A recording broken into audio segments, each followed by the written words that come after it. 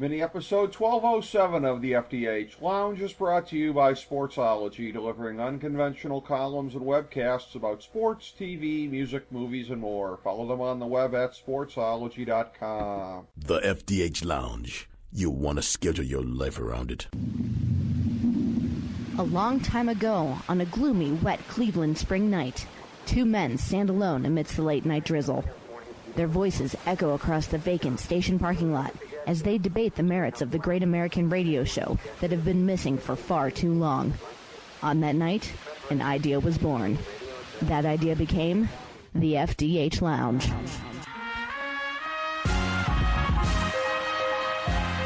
Welcome to the FDH Lounge. Hello, everyone. Welcome to FDH Lounge mini episode 1207. This is FDH Managing Partner Rick Morris here, and we have got part 3 of our ongoing Coronavirus Crisis 2020 series here today, and we're going to be talking about specifically the effect that it had with the shutdown of the XFL, the revived XFL coming back after 19 years away, and unfortunately a lot of people are going to make comparisons to the previous year's spring football, where the league didn't make it through the season, but that would be unfair. This league shutting down for this season because of external events, and they will be back in 2021, and it was a really good product while it was out there. It was a fun product, and I look forward to more of it in 2021. You can only do a discussion like this with a good friend of the show, somebody who we've had on to talk football many different times, football on many different levels. We've talked XFL with him previously.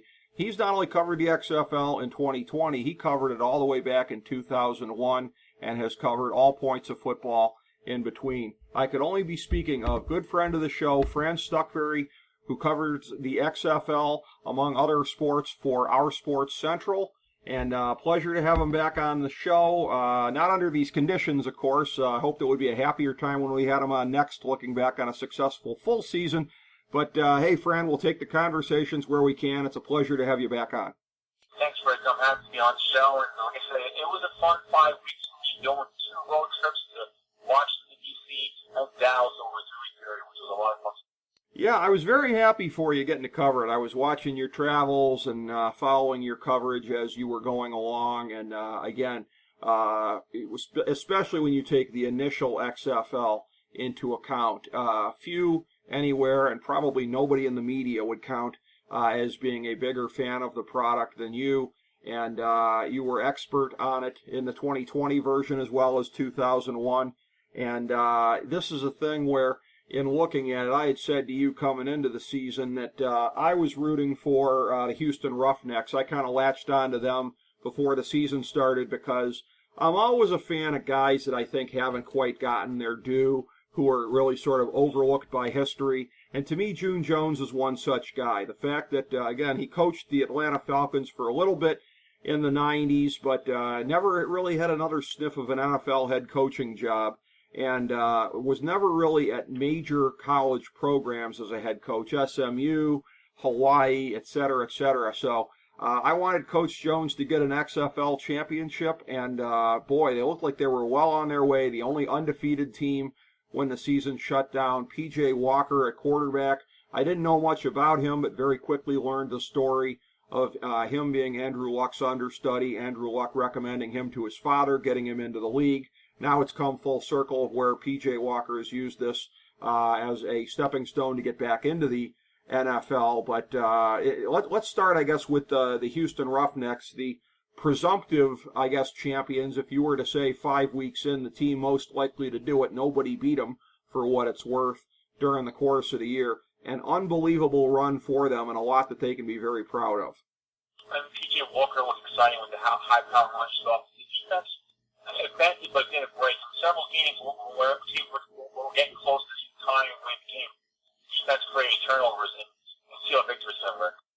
Yeah, the defense was very, very opportunistic, and the game against Dallas in particular.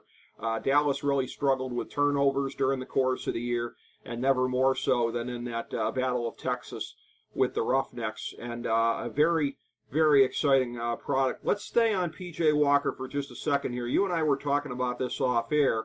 I was a little bit surprised that the NFL deal he signed was with Carolina because they're putting all their chips on Teddy Bridgewater, or so it would seem, with that contract, whereupon, you pointed out to me, and I'd forgotten about this, Matt Rule being his college coach at Temple. Now it makes a little bit more sense.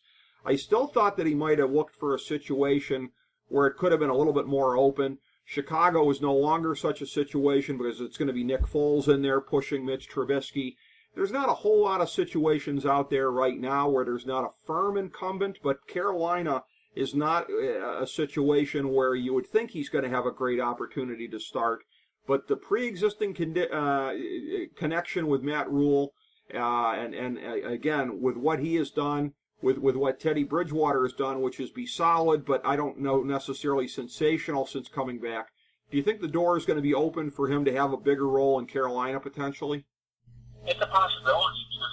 There's no guarantee Bridgewater is going to be completely healthy these 3 seasons to be with them out. Well, we're going back to the time where it's something experience, but there's no guarantee that he's going to be 100% healthy the entire season. Plus the fact Walker is very comfortable with that role. He coaches him at Temple. They have a great relationship. Plus, he's got a pretty good contract. 2 years, $1.5 million with $150,000 signing bonus. That's pretty decent, probably a considered backup money for a backup quarterback in the NFL. Absolutely, and again, he really showed what he was capable of doing in Houston, and it was a good situation for many players in the league. I understand that St. Louis's quarterback, I guess, is signed with an NFL team. I know Cardale. One time it was signed with the Super Bowl champs, Kansas City Chiefs. Yeah. Well, that's interesting because, again, you're going to get some opportunities, at least in preseason, in that offense to show what you can do. And, quarterbacks in the past, you got to go back a ways, but that used to be the case in Green Bay in that high-powered offense back in the day when the likes of Hasselbeck would get to show what they could do in August, and that would give them a bigger value down the road. And Mark Brunell, I think, came out of that same system similarly. So, yeah, being a backup quarterback in Kansas City may not be bad because you'll still get some opportunities here and there to show what you can do in a high-powered offense. And Cardale Jones getting off to a very good start in Washington. That caught a lot of attention where I live in the Buckeye State. And there were even, I understand there was 1 or 2 bars around here at least that were carrying the Washington game every week and people rooting for him because of the Ohio State connection. Then it kind of fizzled, which I think has really sort of been, a microcosm of his career all along. Catching fire in the 2014 NCAA postseason, if I'm going to include the Big Ten championship in the postseason. And then in the pros, I always felt like he got put in like the worst position possible, getting drafted by Buffalo. It showed you how clueless Rex Ryan was, because I'm thinking to myself, what's Tyrod Taylor going to teach him if he's so inclined? I thought he needed to go sit behind either Roethlisberger, Eli Manning, Rivers, one of the guys from the class of 04. He would have benefited from being behind a veteran and being the heir apparent. So he's never quite recovered from not getting that opportunity early on. And in Washington, again, like I said, it seemed to me like a microcosm. Some good and some bad. Well, I think with him, he sounds like started 2-0. I went to the game with DC and the fans were chanting MVP after every good play he made. But then he went on the road and his cell moved to face the earth in Los Angeles and Bay. He looked terrible. And then at home against in DC against St. Louis, he threw an interception. He got benched. Tyree Jackson, a guy that he managed the game, and the defense won the game for him. But I don't think DC would have probably got to the championship from what I saw. I think it probably would have been either St. Louis Battlehawks or the New York Guardians in the East getting to the championship. Because the thing is, one of the situations is very questionable. And the thing is, you got to sort of force one. You can't just rely on running the ball on defense. Exactly. But that's where I want to draw you out a little bit about St. Louis, because they were a team in particular that had very, very strong ability and emphasis with running the ball. And it was speculated early on that would be difficult, because it was thought that the defenses would be ahead of the offenses in the trenches. The thought being it's harder to get good offensive linemen at this level than defensive linemen. And yet there were teams like St. Louis that were able to do that and establish the run. And it would have been interesting to see how successful they could have been in the end. Well, it seems like some teams that quarterbacks are run-fast options. a mobile quarterbacks have more of an edge.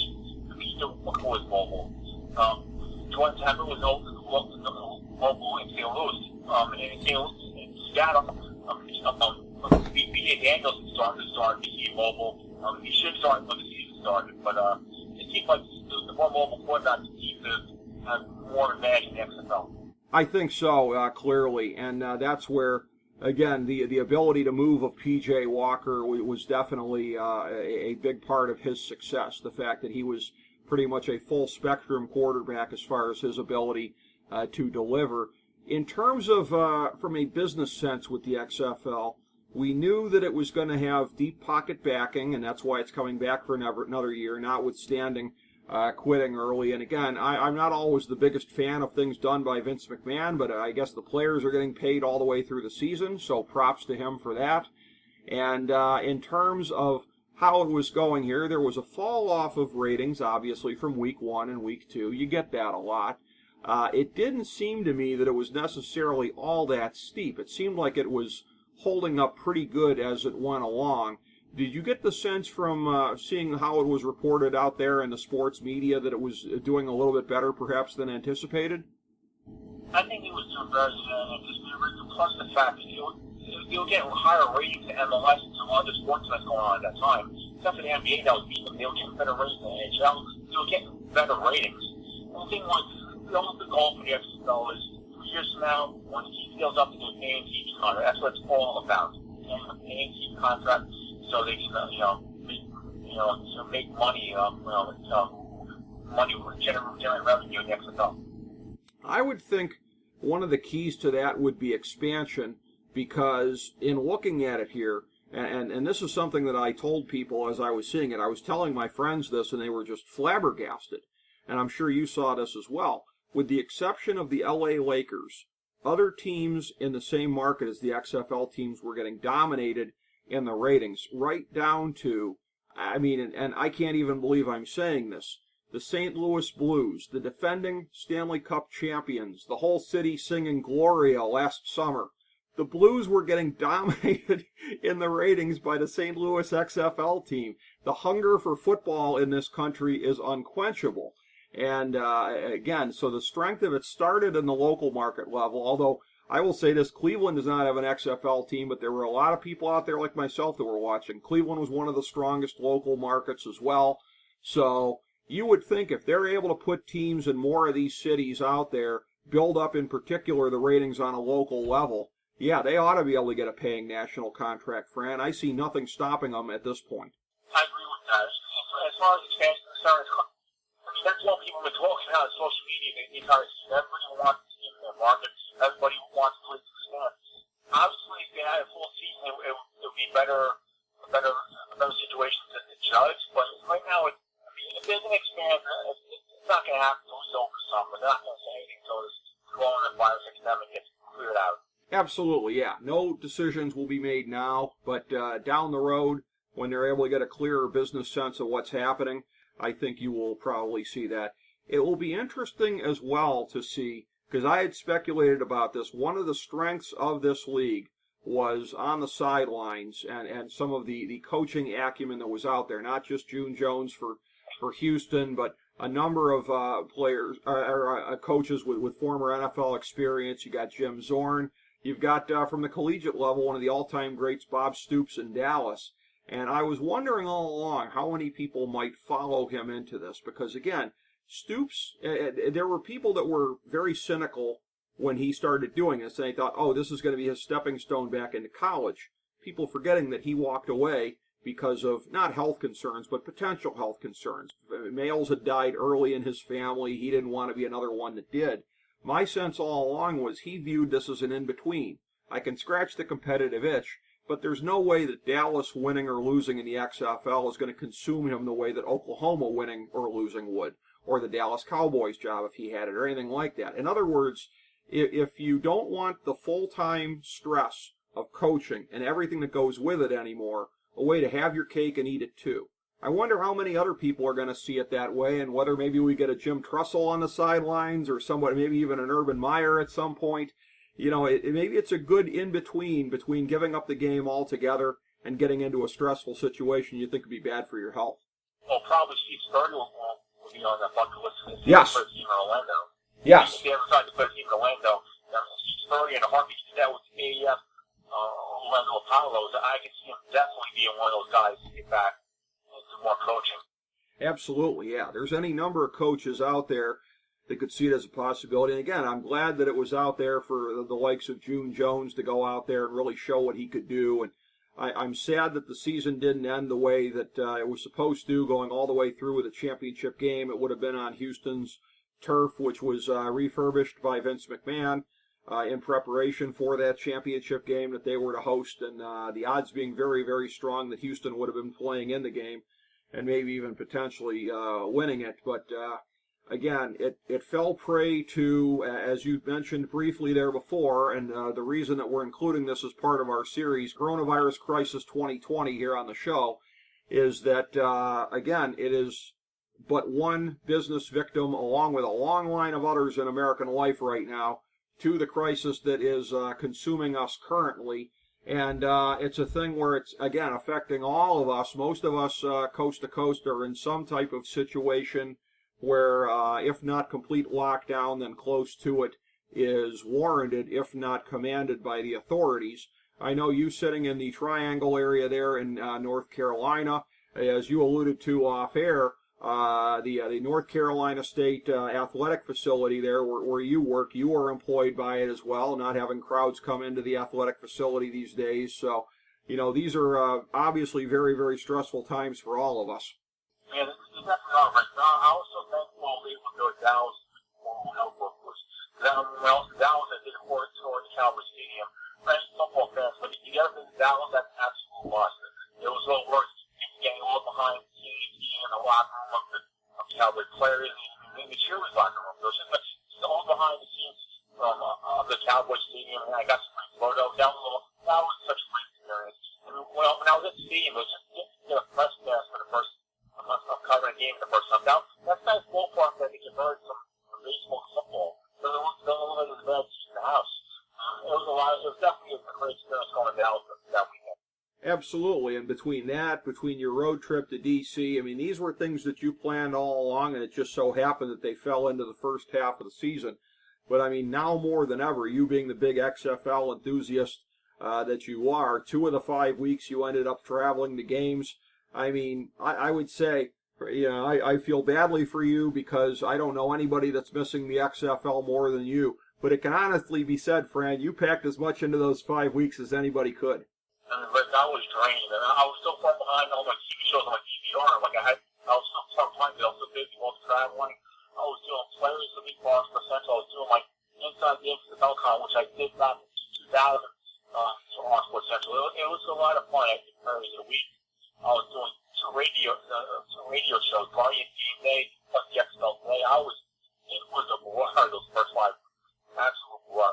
Yeah, you were into it so very, very much, and again, you packed such into your, preseason coverage as well. You and I talked XFL here on the show well before the season even started, and with everything you were doing during the season, and then now having come to this impasse situation right now where it shuts down for the season.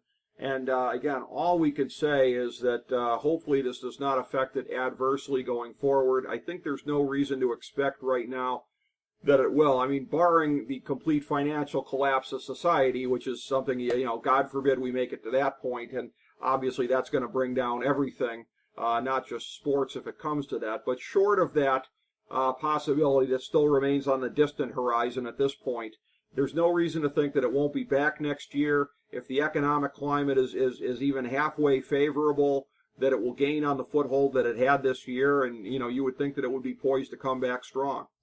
Well, I think it definitely will come back strong. I think they'll tweak things. They may move some teams around different stadiums. They may maybe make the symbol of the Guardians from MetLife to Red Bull Arena possibly. In Miami, more teams. One nice thing is, I think XFL was coronavirus. I'll have to speak to local forwards, and I'll be able to cover it. And WSL will come on Thursday. Plus, real Boston teams coming to Raleigh, coming to Wakefield in August. So if you get through by then, I'll be able to get back into my sports routine a little bit. Absolutely, yeah. And God forbid that it takes longer than that. I would say this, I mean, that particularly with clamping down right now, and I'm frustrated that it's still not airtight. I'm frustrated that there's still enough stupid people bucking the system right now to where, again, if you could guarantee a pretty good lockdown throughout April, this would run its course probably by May, and we could start getting back to normal. It's going to have to go longer, basically, if people are dumb enough and are not taking the precautions that they should. But yeah, it's a thing where it's realistic to expect at this time, with the clamping down, that not only the XFL next year is not going to be affected by it in terms of further delay, but that this season should be able to proceed. This fall season should be able to proceed as anticipated. I know that I think it was Bronco Mendenhall that was on record as saying he's not taking anything for granted as far as the start of summer practice and the start of the fall football season. But right now, I would think those concerns are probably premature. I definitely see that one. Yeah, so you may miss all series possibly, but with reality, that's not lost. I don't think that's all. Yeah, and ultimately, it'll be a case where sports will be very important in terms of getting everything back to normal in this country, and hopefully sooner rather than later. But that can only ultimately really happen once the danger subsides, once it quits blowing through to the degree that it has been in my state of Ohio, largely because they were taking early precautions. We have been somewhat insulated from the worst, but it's still early days right now. Hopefully it won't get too bad anywhere. It already has in New York and Washington and California and a few places. Hopefully it doesn't get as bad as that other places. But all I can say, as I say to anybody on the show these days here, Fran, is stay safe, hang in there. We're all in the same boat here as far as having to ride out the frustrations of this situation. It's worse for some of it than for others. It's worse for a lot of people than for me, and I'm mindful of that. But again, best of luck. Stay healthy, and I look forward to subsequent conversations on football and other things with you on the show, my friend. Thanks for having me on the show. Always a pleasure to have you on, Fran. Thank you so much, and thank you, everybody, for tuning in to FDH Lounge mini episode 1207.